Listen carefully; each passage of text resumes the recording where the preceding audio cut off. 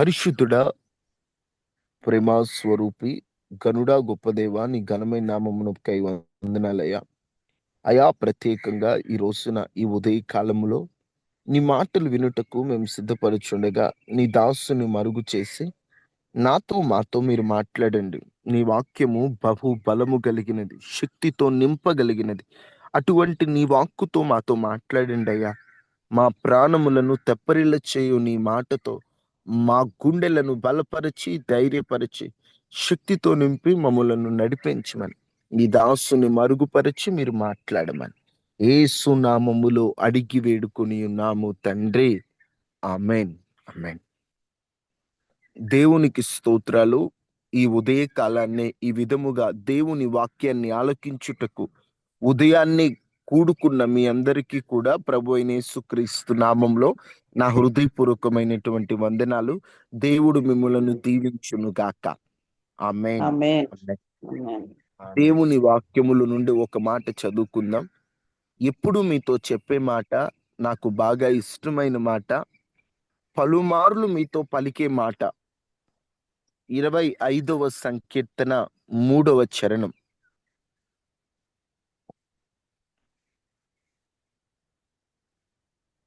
25వ సంకీర్తన.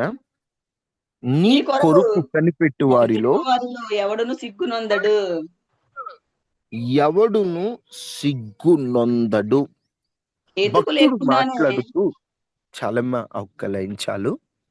భక్తుడు మాట్లాడుతూ నీ కోసం కనిపెట్టే వాళ్ళతో, అయ్యా, నా దేవా, నా రాజా, నీ కోసం ఎదురు చూచేవారు, కనిపెట్టేవారు సిగ్గునొందలేదు అంటే బాగుండేదే. కానీ ఆయనేమంటున్నాడంటే ఎవడు కూడా సిగ్గుపడలేదు. ఒక్కడుని తీసి పట్టడానికి లేదు. ఎవ్వడు సిగ్గునొందడు. నీ కొరకు కనిపెట్టుకున్న వారందరినీ, నీ కొరకు ఎదురు చూచిన వారందరినీ, నీ కార్యాల కొరకై కనిపెట్టిన వారందరినీ నీవు సిగ్గుపడనివ్వకుండా, వారిని అవమానింపబడేటువంటి పరిస్థితులు తలెత్తనివ్వకుండా వారిని ఘనపరిచావు, తలెత్తుకునే స్థితిలో పెట్టావని అర్థం వచ్చేటట్లుగా భక్తుడు మాట్లాడుతున్నాడు. నీ కొరకు కనిపెట్టుకున్న వారు ఎవ్వడు సిగ్గుపడలేదయ్యా. నీ కొరకు ఎదురు చూచిన వారు ఎవ్వరూ కూడా, అయ్యో మేము దేవుని కొరకు కనిపెట్టి సిగ్గుపడ్డాం, దేవుని కొరకు కనిపెట్టి అవమానపడ్డాం, దేవుని కొరకు కనిపెట్టి మేము దరిద్రులయ్యాం, దేవుని కొరకు కనిపెట్టి మేము ఏమీ లేనోళ్ళమయ్యామని ఎవరూ లేరయ్యా. నీ కోసం కనిపెట్టుకున్న వారందరినీ కూడా నీవు విడిచిపెట్టలేదు. నీ కొరకు కనిపెట్టుకున్న వారందరినీ కూడా నీవు సిగ్గుపడనివ్వలేదు. కారణం లేకుండా ద్రోహం చేసేవారు సిగ్గుపడ్డారు, కానీ నీ కొరకు కనిపెట్టుకున్న వారు ఎప్పుడు సిగ్గుపడలేదంటున్నాడు. అమ్మా, దేవుని కార్యాల కొరకు కనిపెట్టేటువంటి మనస్సు మనకుందా?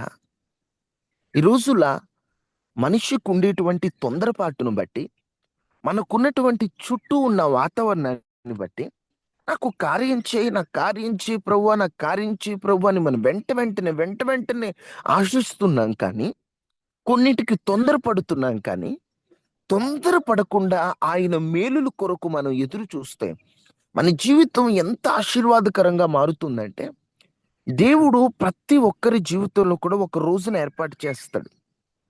ఆ రోజు మన జీవితంలో వచ్చేంత వరకు మనకు ఉండేటువంటి కాలం అంతా కూడా అది పరీక్ష కాలం, అది శోధన కాలం, అది శ్రమ కాలం. ఒక మాటలో చెప్పాలంటే ఆ కాలము మనల్ని సిద్ధపరిచేటువంటి కాలం. మీకు అర్థమయ్యేటట్లు చెప్పాలంటే, దావీదు మహారాజు ఉన్నాడు.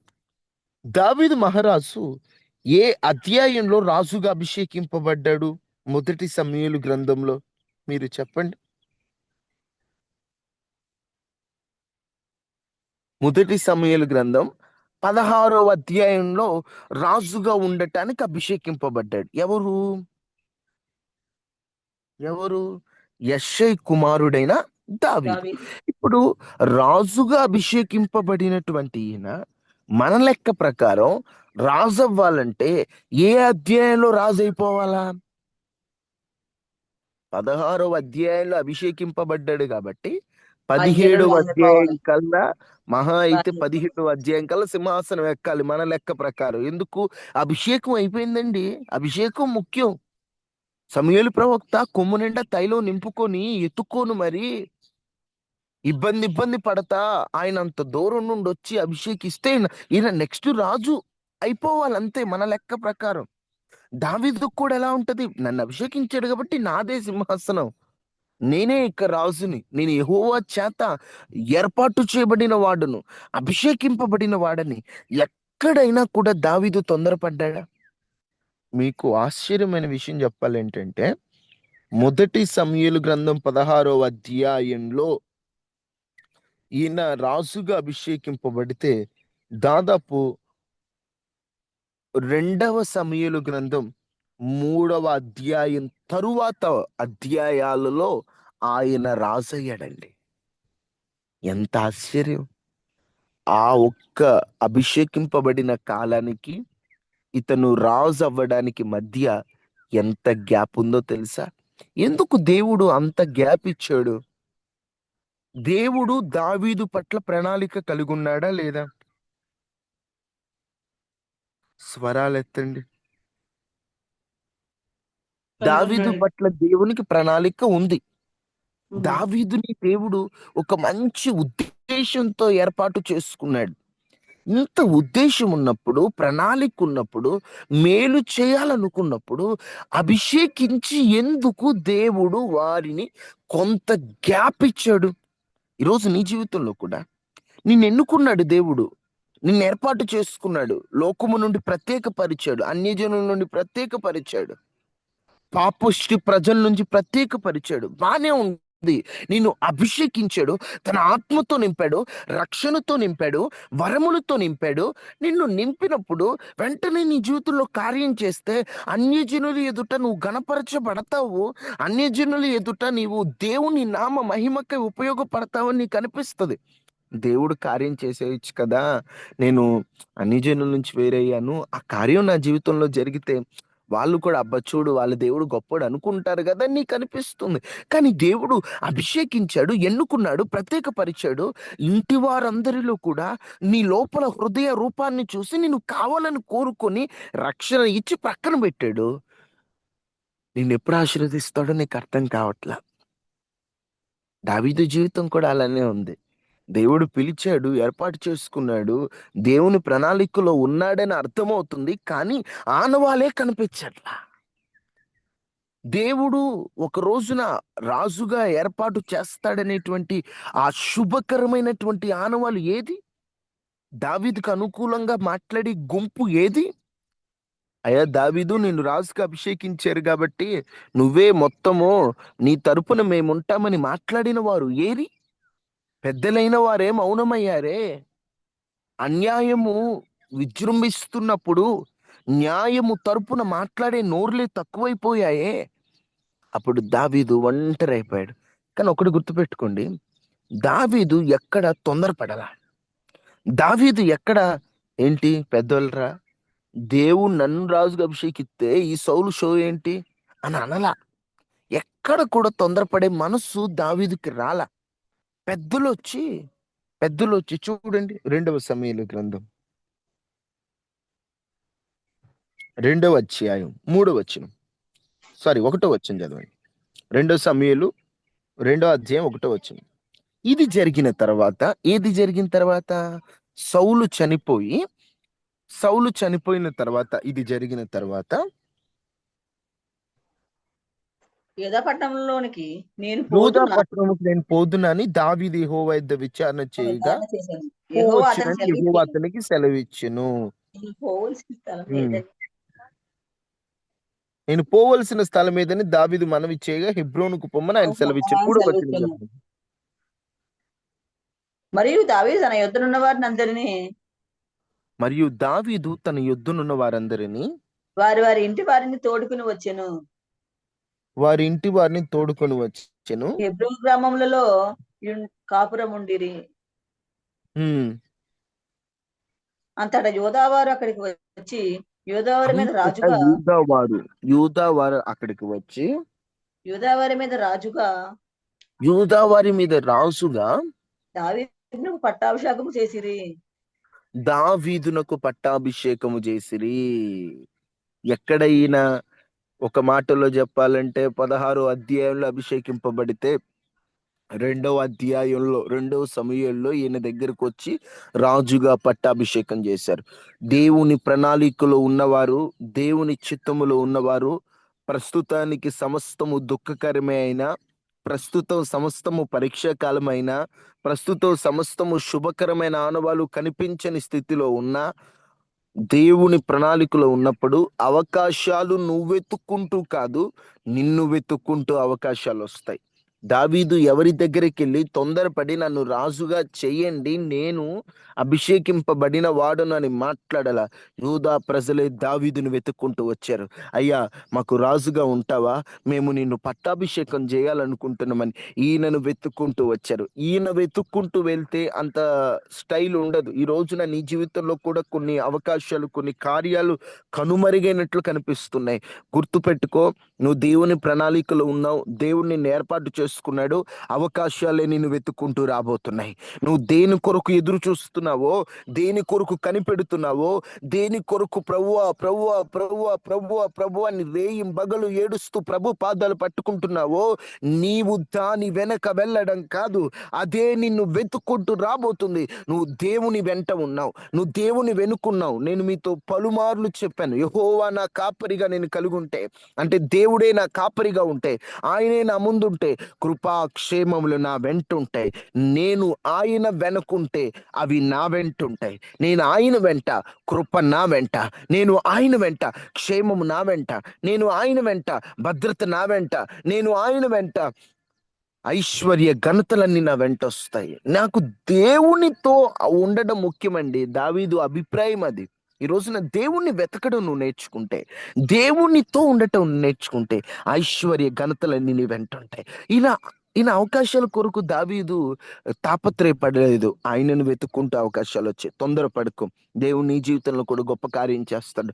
ఇలాంటి వాగ్దానాలు, ఇలాంటి వర్తమానాలు విన్నప్పుడు నీ మధ్యలో ఆశ చిగురించినట్లే చిగురించి, కొన్ని పరిస్థితులను బట్టి ఆ చిగురు కాస్త ఊడిపోయే పరిస్థితులు వస్తున్నాయేమో, నువ్వు ప్రభు వైపు చూడు. ఒక్కటి గుర్తుపెట్టుకో, నీ కొరకు కనిపెట్టుకొని వారిలో ఎవడు నువ్వు సిగ్గుపడలా. అదే ధైర్యంతో నీ ఎత్తుకొచ్చానయ్యా, నా దిక్కు నువ్వేనయ్యా, ఏం చేస్తావో నాకు తెలియదు, నేను నీ బిడ్డని, నువ్వు నన్ను కన్నావు, కొన్నావు, నేను నమ్ముకునే భాగ్యం నాకు ఇచ్చావు, నన్ను అనాథునిగా విడవద్దు. నాకు నువ్వు తప్ప ఎవరున్నారు? పెనుగులాడే ప్రభుతో గంటలు గంటలు ప్రార్థన చేయి. ప్రభా, నా జీవితంలో ఈ కార్యం నాకు అవసరం. ప్రభా, నా జీవితంలో ఈ ఉద్యోగం నాకు అవసరం. ప్రభా, నా జీవితంలో ఈ ప్రమోషన్ అవసరం. ప్రభా, నాకు ఈ జీవితంలో ఈ పని అవసరం. ప్రభా, నా జీవితంలో ఈ ఎదుగుదల అవసరం. నా జీవితంలో ఇది అవసరం. ప్రభా, నువ్వేం చేస్తావు నాకు తెలియదు, నా పరిస్థితి ఎట్లుంది, నువ్వు నాకేదో ఒక మేలు చేయని ఆశీర్వదించేంత వరకు ఆయన పాదములు పట్టుకొని విడువనటువంటి ఆ పట్టుదల నీలో ఉండాలి. తొందరపడి పిచ్చి పిచ్చి పనులు చేయకు, తొందరపడి దేవుణ్ణి దూషించుకు, తొందరపడి లోకస్తుల్లా మాట్లాడమాకు, తొందరపడి అన్యజనుల వలె ప్రవర్తించొద్దు, తొందరపడి నచ్చినట్లు చేయొద్దు. నా దేవుడు తప్పక నీకు మేలు చేయబోతున్నాడు. నా దేవుడు తప్పక నీకు అద్భుతం చేయబోతున్నాడు. నా దేవుడు తప్పక మీ జీవితాల్లో నూతన కార్యాన్ని ఆరంభించబోతున్నాడు. నా దేవుడు తప్పక తప్పక తప్పక నిన్ను సిగ్గుపడనీయకుండా ఆయన నిన్ను హెచ్చించబోతున్నాడు. ఓడిపోనివని దేవుడు, సిగ్గుపడనీయని దేవుడు, విడిచిపెట్టని దేవుడు. అటువంటి గొప్ప దేవుని నమ్ముకున్నాం. హలో, మనం నమ్ముకుంది ఒక రాయిని కాదండో, మనం నమ్ముకుంది ఒక రప్పను కాదండో, మనం నమ్ముకున్న దేవుడు జీవము కలిగిన దేవుడు, చెవులుండి వినగలిగిన దేవుడు, నోరుండి మాట్లాడగలిగిన దేవుడు, కన్నులుండి చూచే దేవుడు. అటువంటి దేవుని నమ్ముకున్నాం. నిన్నెందుకు అనాథుడిగా విడిచిపెడతాడు? కొంతకాలం ఆగు, నీకేదో నేర్పించాలనుకుంటున్నాడు. కొంతకాలం ఆగు, నిన్నేదో సరిచేయాలనుకుంటున్నాడు. కొంతకాలం ఆగు, నిన్ను యేసయ్య పోలికలోకి మార్చాలనుకుంటున్నాడు. అందుకే అనుమతించాడు. సమస్తము మేలు కొరకే అనుమతించాడు. సమస్తం నీ మేలు కోసం ఇవన్నీ సమకూడి జరుగుతున్నాయి. అన్నిట్లో నష్టపోతున్నావా? అందరి చేత మోసపోతున్నావా? అన్నిటిలో కూడా ఇక అయిపోయింది అవకాశం అన్నట్లు అనిపిస్తుందా? నువ్వేం భయపడద్దు. నా దేవుడు నీ జీవితంలో గొప్ప కార్యం చేయబోతున్నాడు. నా దేవుడు నీ జీవితంలో ఆశ్చర్య కార్యాన్ని చేయబోతున్నాడు. ధైర్యం కొడు తల్లి, ధైర్యం కొడు చెల్లి, అక్క, ప్రభు వైపు చూడండమ్మా. ప్రభువే మన పక్షాన ఉన్నాడ్రా, దేవుని నమ్ముకున్నాం రా మనం. సిగ్గుపడద్దు, సిగ్గుపడనివాడు ఆయన. నువ్వు ఆయన నమ్ముకున్నావు. తొందరపడకండి. పిచ్చి పిచ్చి ఆలోచనలు. కొంతమంది క్రైస్తవులైనా చస్తా, నేను చేస్తా. ఎందుకు చావాలరా మనం? నేను చావను, నేను సజీవుడిన యెహోవా క్రియను వివరిస్తాను. నేను ఎందుకు చావాలి? నా ఇంట్లో వాళ్ళు అపార్థం చేసుకున్నా, నాకు ఎట్లాంటి పరిస్థితి వచ్చినా నేను చావను. చావుకి భయపడేవాడిని కాదు, చావుని గడగడ వణికించినటువంటి సర్వాధికారి బిడ్డని నేను ఎందుకు చావాలి? అదొక ధైర్యం మన హృదయంలో రావాలి. అదొక ధైర్యం మన గుండెల్లో కలగాలి. ఎందుకంటే మన ధైర్యం ఏది లేదండి, మన ధైర్యం దేవుడేనండి. ఈ లోకంలో ఏది మన ధైర్యం కదా, మన దేవుడే మన ధైర్యం. దావీదు జీవితంలో కూడా, దావీదు ఆలస్యమైనప్పటికీ ఆలస్యంలో దావీదు ఏం చేశాడు? ఈరోజు తొందర పడకుండా, నీ దేవుడు ఒకరోజు నీకు మేలు చేయాలంటే నువ్వేం చేయాలో ఓ 2, 3 మాటలు మీకు అలా చూపించి నేను ముగిస్తాను. దావీదు తన జీవితంలో తొందర పడకుండా ఆయన ఏం చేశాడు? 3 పనులు చేసినట్లు మనకు కనిపిస్తుంది. ఆ 3 ఏంటో మనం ఒకసారి త్వరగా పరిశీలన చేద్దాం. మొట్టమొదటిగా, దావీదు ఎటువంటి మనస్సు కలిగిన వాడంటే, చూడండి, మొదటి సమూయేలు మొదటి అధ్యాయం 11వ వచనం. సారీ, మొత్తం 9. రెండవ సమూయేలు 1:11. రెండవ సమూయేలు 1:11. దావీదు ఆ వార్త విని తన వస్త్రమును చింపుకొనెను. దావీదు ఆ వార్త విని తమ వస్త్రములు చింపుకొనెను. దావీదు ఆ వార్త విని అతని యొద్దనున్న అతని యొద్దనున్న వారందరూ వారందరూ అలాగు అలాగు చేసి చేసి అలాగు చేసి మీరు ఒకసారి ఇక్కడ గమనించండి. సౌలు చనిపోయాడని వార్త దావీదుకి వినబడింది. రోజు కూడండి పళ్ళు కొరుకుతూ కడుపు నిండా పగ పెట్టుకొని దావీదు నాశనాన్ని కోరి దావీదుకి నిద్ర లేకుండా చేసినోడండి ఈ సౌలు. నిజం చెప్పాలంటే దావీదుని ఎంత బాధ పెట్టాడంటే సౌలు వర్ణించలేమండి. ఒక తిండి తిప్పలేని బికారోళ్ళలాగా అనకూడదు, కానీ దావీదు ఆ గుహలో దాక్కుంటూ, ఈ మనిషి కాడ దాక్కుంటూ, భయంతో ఎప్పుడేం జరిగిద్దో తెలియక, అసలు తప్పు చేసినోళ్ళ ఏం తప్పు చేసావు? ఏం తప్పు చేయల. కుళ్ళుతో, అసూయతో దావీదుని చంపడానికి సౌలు పడినటువంటి తిప్పలు మామూలు తిప్పలుగా.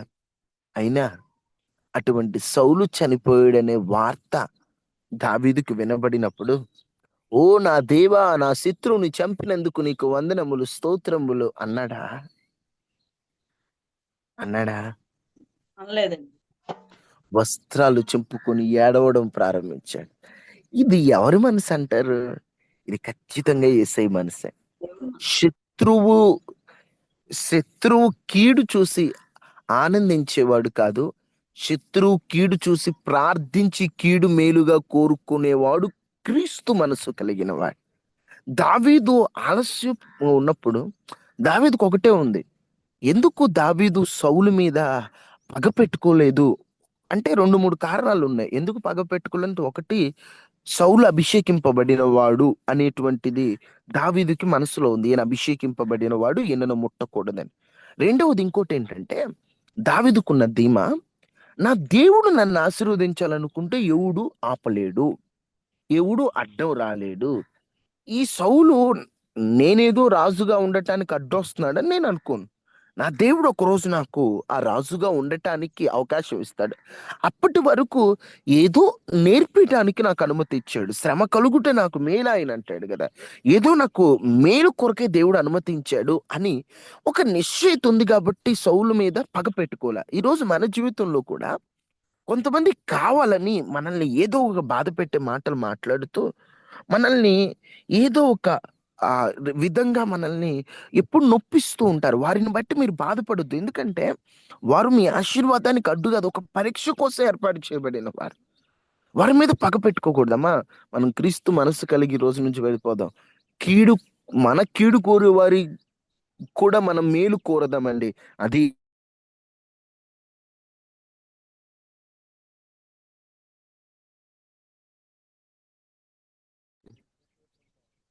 మీరు చెప్పండి. నీ నా మనసు ఎలా ఉంది? ఒకసారి ఓబద్య గ్రంథం 1వ అధ్యాయము 12 వచనం ఒకసారి చూడండి. ఓబద్య గ్రంథం 1వ అధ్యాయం 12 వచనం.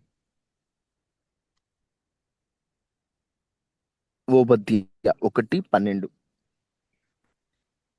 నీ సహోదరుని నీ సహోదరు శ్రమానుభావ దినము చూచి నీవు ఆనందం పొందతగదు. నీవు ఆనందం పొందతగదు. యూదావారి నాశన దినమున యూదా వారి నాశన దినమున వారిని స్థితి స్థితి చూచి చూసి సంతోషింపదగదు. నువ్వు సంతోషింపదగదమ్మా. మన శత్రువుకి ఏదైనా జరిగితే వాడికి అంతా ఉండాలి, తిక్కనిగింది అనకూడదంట మనం. అనకూడదు. మన శత్రువైన వాడు చెడ్డోడైనా వాడి శ్రమ దినమును చూచి మనం ఆనందించకూడదు. అది క్రీస్తు మనసు కానే కాదు. అదేంటయ్యా అట్లా? వాడు చెడ్డోడు కదా. చెడ్డోడైనా కూడా వాడి కీడు కోరుకోకూడదు మనం. మన దేవుడు మనకు నేర్పింది అది కాదు. నీ శత్రువు కొరకు ప్రార్థించమని కోరాడు తప్ప మీ సహోదరుని శ్రమానుభవ దినము చూచి నువ్వు ఆనందించడం కరెక్ట్ కాదు. యూదా వారు ఆనాటి కాలంలో వారి నాశనాన్ని చూసి నువ్వు సంతోషించకూడదు. అది మనస్సు కాదు, మనస్సు కాదు. చూడండి 13 వచనం. నా జనముల ఆపద్దినమున నీవు వారి గుమ్మములో చొరబడదగదు. వారి ఆపద్దినమున నువ్వు సంతోషపడుచు వారి బాధను చూడదగదు. వారు ఆపదలో ఉంటే నువ్వు సంతోషంగా ఉంటే వారి పట్టుకొనదగదు. బాధను చూడకూడదు. వారి ఆపద్దినమున నువ్వు వారి ఆస్తిని పట్టుకొనకూడదు. వారిని చూచి మనం వెక్కిరించకూడదు, వారిని ఏమనకూడదు. ఎందుకంటే మీకు ఒక భయంకరమైన మాట చూపిమంటారా? నాకు ఆ మాట చదువుతున్నప్పుడు నిజంగా అమ్మో నిజమే కదా అనిపించింది. చూడండి సామెతలు 17:5.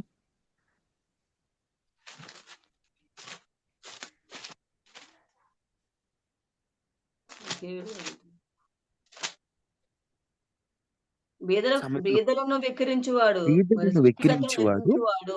వారి సృష్టికర్త నిందించువాడు. తర్వాత ఆపదను చూసి సంతోషించువాడు నిర్దోషిగా ఎంచబడడు. అమ్మో, ఎవరైనా ఆపదలో ఉంటే వాళ్ళని చూసి సంతోషిస్తున్నావంటే నువ్వు అసలు నిర్దోషిగా ఎంచబడవట. ఇక ఎప్పుడు దోషివే. ఎప్పుడు ఇక దోషి అంటే ఎప్పుడు ఇక ఆ వ్యక్తి పాపేనమాట. అమ్మో, ఎవరన్నా ఆపదలో ఉంటే సంతోషించే వారిగా, ఆనందించే వారిగా మన మనస్సు ఉందంటే మనం ఎప్పుడు దేవుడి దృష్టిలో దోషులమే. మనం ఎప్పుడు దేవుని దృష్టిలో దోషులమే. చూడండి, దేవుని దృష్టిలో దోషులు అవుదామా? మీరు చెప్పండి అమ్మా. దేవుడి దృష్టిలో దోషులైతే ఆ మనం ఆనందంగా ఉంటామా చెప్పండి? స్పష్టంగా రాయబడిందమ్మా దేవుని వాక్యంలో. ఇంకొక మాట చూడండి అమ్మా, దీనికి సంబంధించింది 24:17.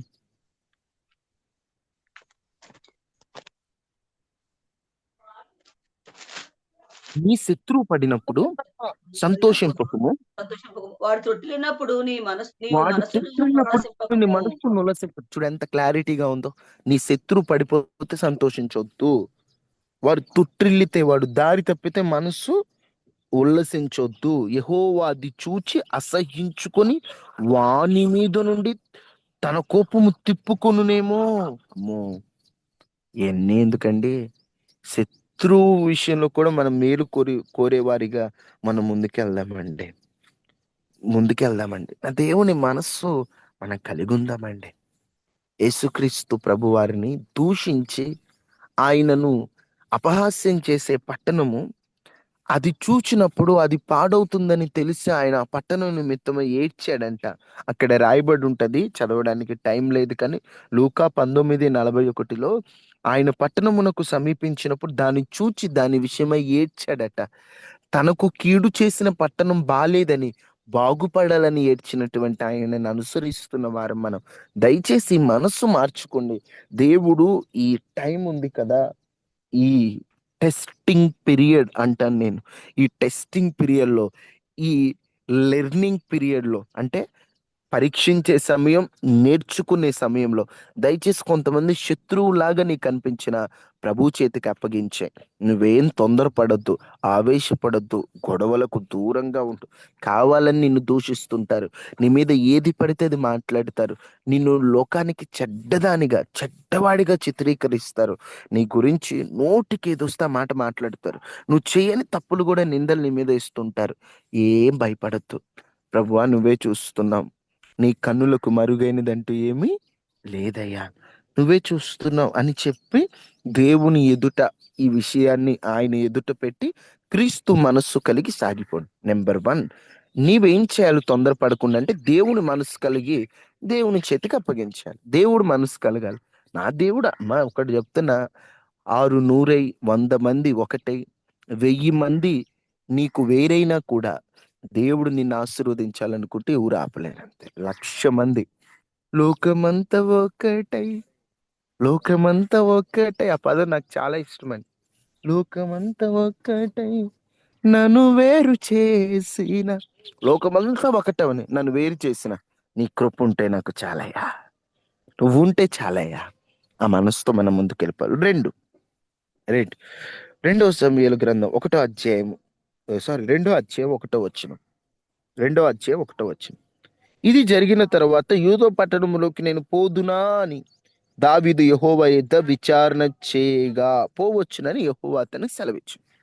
దావీదు అప్పటికి రాజవులా, తను ఏం చేయాలన్నా దేవుణ్ణి అడిగేవాడు. ఎంక్వైరీ, విచారించేవాడు.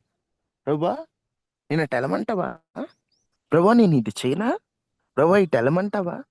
నేను అక్కడ యోధావారి దగ్గరికి వెళ్ళనా అని ఆయన దగ్గర విచారించేవాడు. అమ్మ ప్రార్థన వేరు, విచారణ వేరు. మనం అవసరం ప్రభువుకి చెప్పుకోవడం ప్రార్థన అయితే, చేయమంటావా వద్దంటావా అని పర్మిషన్ తీసుకొని ఎంక్వైరీ చేసి ఏది బెస్ట్ ఏది వరస్ట్, ఎటు వెళ్ళాలి ఎటు వెళ్ళకూడదని ఒక డీటెయిల్డ్ ఇన్ఫర్మేషన్ ప్రభు దగ్గర మనం పొందుకోవడమే విచారణ. ప్రభా నేను వెళ్ళనా వద్దా, ప్రభా నేను వద్దా వెళ్ళనా అని ప్రభువుని అడగాలి. అలా అడిగినప్పుడు నీ జీవితంలో అది వద్దనో అది చేయమనో దేవుడు ఏదో ఒక మార్గంలో తెలియజేస్తాడు. అది వర్తమానాల ద్వారా అయినా, పాట ద్వారా అయినా, ఏదో ఒక సేవకుల ద్వారా అయినా, లేకపోతే ఏదో ఒక ద్వారా నీకది ఎస్ఆర్ నో సిగ్నల్స్ దేవుడు ఇస్తాడు. నీకు అది వద్దంటే బ్యాడ్ సిగ్నల్ దేవుడు ఇస్తాడు, చేయమంటే గుడ్ సిగ్నల్ దేవుడు ఇస్తాడు. కొంతమందికి దేవుడు సిగ్నల్ ఇవ్వాలంటే వచ్చి దర్శనంలో కనపడితే చెబితేనే నమ్ముతారు. అట్లా కాదు, కొన్ని సూచనలను బట్టి మనం అర్థం చేసుకోవాలి. ఇప్పుడు ఈయన ప్రతిదీ ప్రభువుని అడిగేవాడు, అన్ని అడుగుతున్నాడు కానీ ఒకటి మాత్రం అడగలేదండి. మొదటి సమూయేలు గ్రంథంలో 27:2లో చూడండి, లేచి తన యొద్దనున్న 600 మందితో కూడా ప్రయాణమై మయోకు కుమారును గాతు రాజునైన ఆకీషు వద్దకు వచ్చెను. 6వ వచనం. ఆకీషు సిక్లగు అను గ్రామమును ఆ దినమున అతనికి ఇచ్చెను. కాబట్టి కాబట్టి నేటి వరకు నేటి వరకు సిక్లగు యూదా రాజుల వశములో ఉన్నది. 30వ అధ్యాయం 1వ వచనం. దావీదు దావీదు అతని అతని జనులు జనులను 3వ దినమందు 3వ సిక్లగును దినమందు పోసిరి. అంతలో అమాలేకీయులు దండెత్తి వచ్చిరి. దక్షిణ దేశం మీదను సిక్లగు మీదను పడి దాన్ని కొట్టి తగలబెట్టి గనుల్నేమి అల్పుల్నేమి అందులో ఉన్న ఆడవారందరినీ చెరపట్టుకొని చంపక వారిని తీసుకొని వెళ్ళిపోయి ఉండేది. అమ్మ ఎందుకు ఈ మాట చదివించానంటే, ప్రతిదీ దేవుణ్ణి అడిగే దావీదు అక్కడ పక్కనే సిక్లగ్ అనే ఒక ప్లేస్ ఉంది. ఒక ప్లేస్ ఇప్పుడు మనకి ఇండియాలో ఇది కాశ్మీర్ ఎలాగనో అక్కడ సిక్లగ్ అని ఒక ప్లేస్ ఉంది. అది యూదా వారికి చెందినది కాదు వాస్తవంగా. అలాంటి ప్లేస్ కి వెళ్ళాలా లేదని దేవుణ్ణి అడగకుండా సొంతంగా నిర్ణయం తీసుకున్నాడు. యుద్ధం అక్కడ ఎక్కడ జరిగిందండి, దేవుణ్ణి అడగకుండా ముందుకెళ్ళాడు. ఏమైందో తెలుసా? అమాలేకీయులు వచ్చి సిక్లగు ప్రాంతం మీద పడి ఆడోళ్ళనింది, చిన్నపిల్లల్నింది, మొత్తాన్ని తీసుకొని వెళ్ళిపోయారండి. బతుకున్నోళ్ళని తీసుకొని వెళ్ళిపోయి బానిసలుగా మార్చుకున్నారు అమాలేకీయులకి. అంత గతి పట్టడానికి కారణం ఏంటో తెలుసా? దావీదు దేవుణ్ణి అడగకుండా చేయడం. ఈరోజు నీ జీవితంలో కూడా దేవుణ్ణి అడగకపోతే చాలా నష్టపోతావు. దేవుని దగ్గర ఎంక్వైరీ చేయకుండా ఒక పని స్టార్ట్ చేస్తే చాలా నష్టపోతావు. వద్దు, దేవుణ్ణి అడిగి ఆరంభించి ఏం పని చేసినా, దేవుడు చెప్పినట్టు చేయ ఏ పని చేసినా, ప్రభువా నన్ను చేయమంటా వద్దా, ప్రభువా నన్ను వెళ్ళమంటా వద్దా, ప్రభువా నీటు ఈ పని చేయమంటున్నా వద్దా, సరే ప్రభువా నీ ఇష్టం ప్రభువా, నీ చిత్తం ప్రభువా, నీ ఆలోచన ప్రభువా, నీ తలంపులు ప్రభువా, ప్రతిదీ దేవునికి చెప్పు చేయి. నిశ్చయంగా నా దేవుడు ఖచ్చితంగా నీకు మేలు చేస్తాడు, నీకు మేలు చేస్తాడు, నీకు మేలు చేస్తాడు, మేలు చేస్తాడు, మేలు చేస్తాడు. ఆ మేలు చేసేటువంటి స్వభావం కలిగిన దేవుడు. నువ్వు ఎప్పుడైతే ఆయన దగ్గర ఎంక్వైరీ చేస్తావు, దేవుడు ఖచ్చితంగా నీ జీవితంలో గొప్ప కార్యం చేస్తాడు. 3, ఎక్కడికి వెళ్ళమంటావంటే హెబ్రోనుకి వెళ్ళాడు. హెబ్రోను అంటే సహవాసం అని అర్థం. మనం కూడా ఇప్పుడు ఈ టెస్టింగ్ పీరియడ్ లో ఈ టెస్టింగ్ పీరియడ్లో సహవాసం కలిగి ఉండాలి. ఎందుకంటే ఎంత గొప్పవాడైనా విశ్వాసంలో పడిపోయే అవకాశాలు చాలా ఎక్కువగా ఉంటాయి. అందుకనే పౌలు గారు మాట్లాడుతూ మంచి పోరాటం పోరాడి తిని విశ్వాసాన్ని కాపాడుకున్నానంటాడు. ఎందుకంటే దాని దగ్గర పడిపోయే అవకాశం చాలా ఎక్కువ. అది సహవాస బలం లేకపోతే విశ్వాసంలో పడిపోతావు. ఆత్మీయతలో పడిపోతావు. ఎంత గొప్పోడైనా ఏలియా అంతటి వాడే ఒక్కొక్కసారి నేనెందుకు ఇక బతకడం అనిపిచ్చేసింది. ఎందుకంటే సహవాసం అంత అవసరం. ఆ పీరియడ్ చెప్పినంత సులభం గాదు. ఆ సమయం అనేటువంటిది. నీకు హెబ్రోను అవసరం. సంఘం అనే సహవాసం అవసరం. ఇలాంటి ఆన్‌లైన్ ప్రేయర్‌లనే సహవాసం అవసరం. నీ కోసం ప్రార్థన చేసేవారు అవసరం. నువ్వు ప్రార్థన చేయడానికి నువ్వు చేయాలి. నీ కోసం చేయాలి. సహవాసం ఉండాలి. ఆ సహవాసం లేకపోతే మనం ఖచ్చితంగా పడిపోతామండి. విశ్వాసంలో దూరమైపోతాం. ఆ టైంలో దేవుడు మనల్ని బ్లెస్ చేసే టైం దగ్గరకొచ్చినప్పుడు మనం అవకాశాన్ని చేతులారా చేజార్చుకుంటాం. వద్దు. సహవాసంగా ఉంటే నువ్వు పడినప్పుడు ఇంకొకడు లేపుతాడు. నువ్వు దిగజారినప్పుడు వాడు బలపరుస్తాడు. నువ్వు దేవునికి దూరమైనప్పుడు చెయ్యి అందించి దేవుని దగ్గరికి చేరుస్తాడు. అందుకని హెబ్రోనుకి వెళ్ళేటట్లుగా అంటే సహవాసంలో ఉండాలి. 3 మాటలు మీతో చెప్పాను. ఒకటి ఈ పీరియడ్‌లో, ఈ టైంలో, ఈ తొందర పడకుండా ఏం చేయాలంటే యేసుక్రీస్తు మనస్సు కలిగి ఉండాలి. శత్రువుని సైతం ప్రేమించి అలా ముందుకెళ్ళిపోవాలి. ఎవరి మీద పగలు పెట్టుకోకూడదు. ఎందుకంటే దేవుడు అనుమతించాడు ఆళ్ళకి. దేవుడు అనుమతించినప్పుడు మనం మౌనంగా ఉండాలి. దావీదు కూడా కొంతమంది దేవుడు అనుమతిచ్చాడు. షిమ్మీ అని వాళ్ళందరూ నోటికొచ్చినట్టు మాట్లాడుతుంటే దావీదు ఒకే మాట అంటాడు. నా దేవుడు వాళ్ళకి అనుమతి ఇచ్చాడు. నేను తొందరపడను. దేవుడు అనుమతించినప్పుడు నేనెందుకు తొందరపడ కొంతమందిని దేవుడు అనుమతిస్తాడు. సైలెంట్‌గా ఉండండి. మీ మేలు కొరకే అంతా. అందుకని మనం అక్కడ యేసుక్రీస్తు మనస్సు కలిగి ముందుకెళ్ళాలి. 2 ఈ టైంలో దేవుడిని ఎంక్వైరీ చేయాలి. ఏది తొందరపడకూడదు. 3 సహవాసం కలిగి ఉండాలి. అప్పుడు దేవుడు ఖచ్చితంగా మన జీవితంలో సిగ్గుపడనివ్వకుండా ఆయన కొరకు కనిపెట్టుకున్నటువంటి వారందరికీ కూడా ఆయన గొప్ప కార్యాన్ని చేసి తన నామ మహిమకై మనందరిని దేవుడు జ్ఞాపకం చేసుకుంటారు. ప్రార్థన చేసుకుందాం. అందరి తలలు వంచండి. కళ్ళు మూసుకోండి. ప్రార్థన చేసుకుందాం. మహాపరిశుద్ధుడా, మహోన్నతుడు అయిన దేవ, సర్వాధికారి అయిన ప్రభు నీకు వందనాలు. ఈరోజు ప్రత్యేకంగా అయ్యా నీ కొరకు కనిపెట్టుకుని వారిలో ఎవరు సిగ్గునందరనే మాట నుంచి తొందర పడకుండా కనిపెట్టి ఆ సమయం మేమేం చేయాలో మాతో మాట్లాడినందుకు వందనాలు. సహవాసంలో నిలబడినట్లు సాయం చేయండి. విచారించే మనసునివ్వండి. నీ మనసును మా అందరికి అనుగ్రహించండి. విత్తబడిన వాక్యం నీరు కట్టి ఫలింపచేయండి అయ్యా. అయ్యా తండ్రి, మీరు మాతో ఉంటేనే మీరు అయ్యా మేము గొప్ప కార్యాలు మా జీవితంలో జరుగుతాయ్యా. మీరు సహాయం చేయగలిగిన గొప్ప దేవుడయ్యా. అయ్యా ఈరోజు తండ్రి ఈ ఉదయకాల ప్రార్థనలో పాల్గొన్న వారందరినీ దీవించండి. వర్తమానాన్ని విని వాక్యాన్ని బట్టి అది ధైర్యం తెచ్చుకుంటున్నారు. వాక్యాన్ని బట్టి సరి చేసుకుంటున్న వారితో మీరు మాట్లాడి నీ కొరకు కనిపెట్టుకునే మనసు మాకిచ్చి మీరే గొప్ప కార్యం చేయమని అనారోగ్యంతో ఉన్న వారికి స్వస్థత ఇవ్వండి. ఆర్థిక సమస్య నుంచి విడుదల ఇవ్వండి. ప్రతి ఇంటి కంచి వేయండి. వైరస్లు అనారోగ్యాలు ప్రమాదాల నుండి తప్పించండి. ప్రతి ఇంట్లో సమాధానం ఇవ్వండి. మనసులో ప్రశాంతతనివ్వండి. ఆదరణ ఇవ్వండి. ధైర్యాన్ని ఇవ్వండి. ప్రతి ఒక్కరికి తోడుగా ఉండండి. ఈరోజు మా పని పాటల్లో మీరు తోడుగా ఉండండి. కరుణించి కాపాడి కృప చూపించి ధైర్యపరిచి బలపరిచి ఆదరించి ఆశీర్వదించమని ప్రతి ఇంటి చుట్టూ కంచి వేయమని యేసు శక్తి కలిగిన నామములో అడిగి వేడుకుంటున్నాము తండ్రి. ఆమేన్. ఆమేన్. తండ్రి అయిన దేవుని ప్రేమ, కుమారుడైన యేసుక్రీస్తు వారి కృప, పరిశుద్ధ ఆత్మ సహవాసం మనకి మన కుటుంబాలకి ఎల్లప్పుడూ ప్రభు కృప తోడై ఉండును గాక. ఆమేన్.